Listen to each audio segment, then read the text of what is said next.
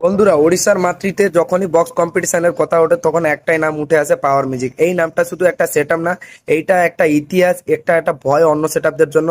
আর এটা একটা প্রমাণ, ঠিক আছে। ওড়িশা জুড়ে একের পর এক বক্স কম্পিটিশন করেই যাচ্ছে এখন পাওয়ার মিউজিক, একটার পর এক রোড শো করে যাচ্ছে।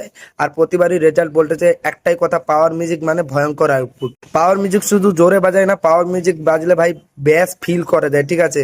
বুক কাঁপে, পা নিজে থেকেই নড়ে, আর ক্রাউড বুঝে যায় এইটা একটা আলাদা লেভেলের জিনিস, ঠিক আছে। পুরো ওড়িশা জানে পাওয়ার মিউজিকের ব্যাসটা কিরকম, পাওয়ার মিউজিকের ব্যাসটা টোটালি আলাদা লেভেলের, ঠিক আছে।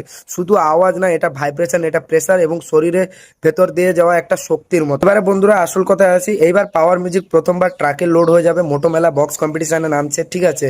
ট্রাক মানে শুধু বড় গাড়ি না, ট্রাক মানে বড় একটা প্ল্যানিং হতে পারে, ট্রাক মানে বড় একটা চ্যালেঞ্জ হতে পারে, আর ট্রাক মানে ভাই ফুল পাওয়ার অ্যাটাক হতে পারে, ঠিক আছে। এইবার পাওয়ার মিউজিক এসেছে, মানে কি দেখাবে সেটা তো আমরা এখনো জানি না, সবকিছুই এখন লুকানো, ঠিক আছে। পাওয়ার মিউজিক আসলে কি জিনিস সেটা এখন পাবলিক জানতে পারবে ধীরে ধীরে আরো, ঠিক আছে।